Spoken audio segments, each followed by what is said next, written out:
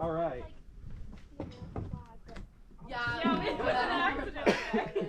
Awesome. Go for it. Okay. So we're baboon group number 1. Obviously. So we have the little sparkly name for it on there.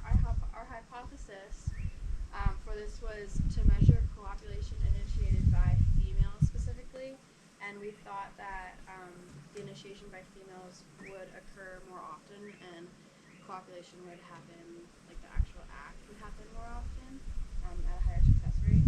And we kind of came to this because, like especially like in the research project or the other project that we did said that the baboons, the sexual activity peaks right before and right after foraging. So, and that the females are the ones who present themselves to the males. That's what I read at least.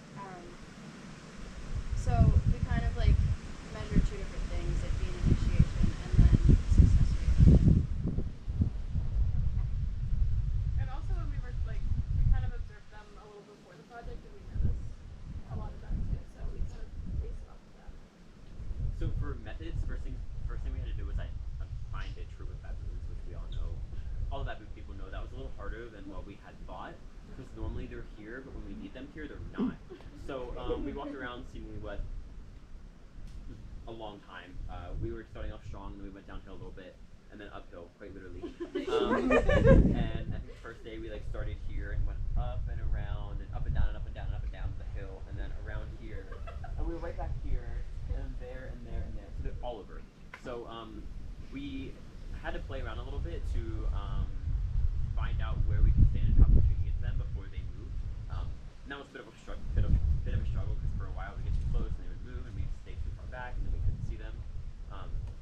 We found that we kind of figured that out on day 1.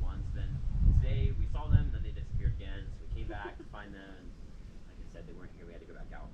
So when we found a troop, what we did first was to try to find the females that were in estrus. It's not always the easiest thing to do when they're baboons sitting and standing and running around. But that was kind of the easiest thing for us to start with, is find the females in estrus.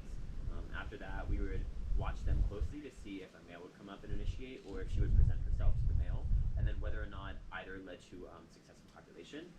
So what we did is we took timestamps of when that happened, and we recorded the data, and yeah, that's about what we did.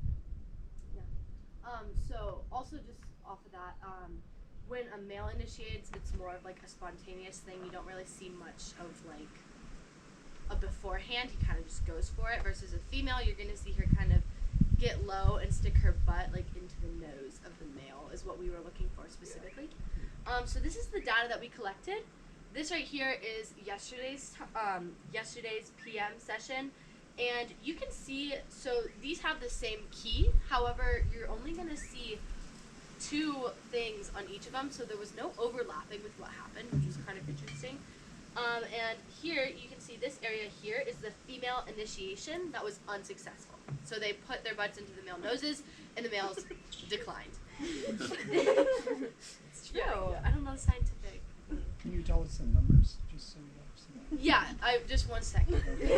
We'll give you percentages. Yeah. Yes, and then this here is the male initiation that was successful.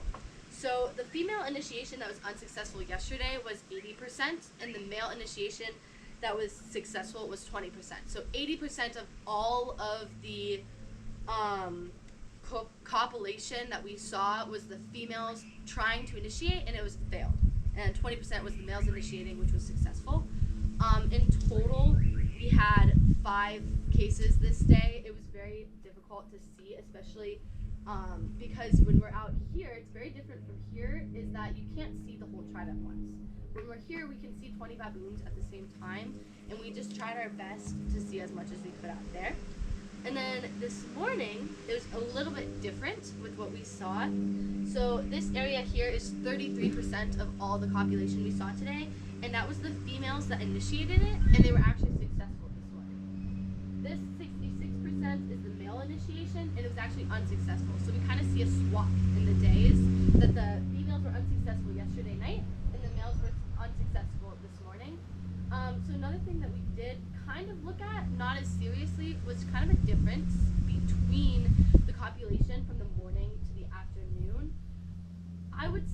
did see more copulation yesterday afternoon, as we saw 5 then and 3 this morning.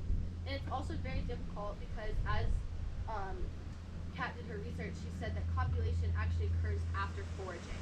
So whether they were foraging, and it was hard because they were in fact foraging at the times that we were looking. So we were seeing them climb into trees, eating the fig trees, eating grass and stuff like that.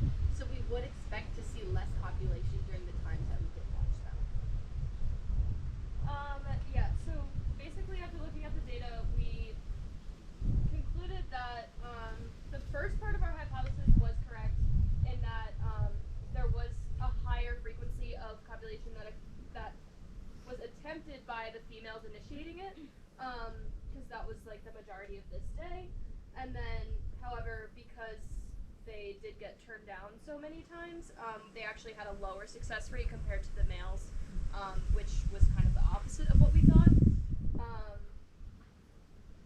So yeah, part of our hypothesis was correct, part of it wasn't. But obviously, we would need to kind of get a lot more data to make a clear conclusion about that, since we were kind of working with, iffy situations and probably didn't get enough numbers to support that conclusion.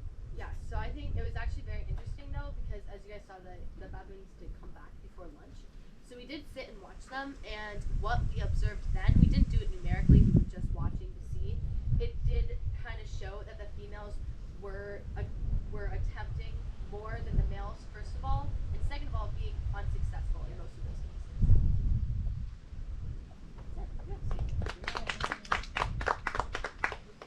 Oh, questions? Anyone have questions?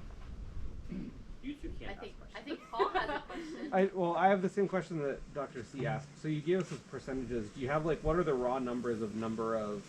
So day Okay. 1, yesterday we saw 5 copulations in total. 4 of them, Attempts. yeah, 5 attempts. 4 of them were the females initiated. Just be sure I'm 4 saying that. female initiated, 1 was male initiated. Yeah, the female initiations last night, which were the 4, were unsuccessful. The male initiation last night, the one that we saw, was successful. Today we only saw 3 copulations, 2 of which were the males starting it, and they were successful. No, We're not unsuccessful. successful. They were not successful, and the other one was the male The the female initiating it, and she was successful. Yes. Yes. Yes. There we go. Okay. Sorry. And both of your sample periods were exactly 60 minutes? Yes. 60 minutes of actually seeing baboons. In like over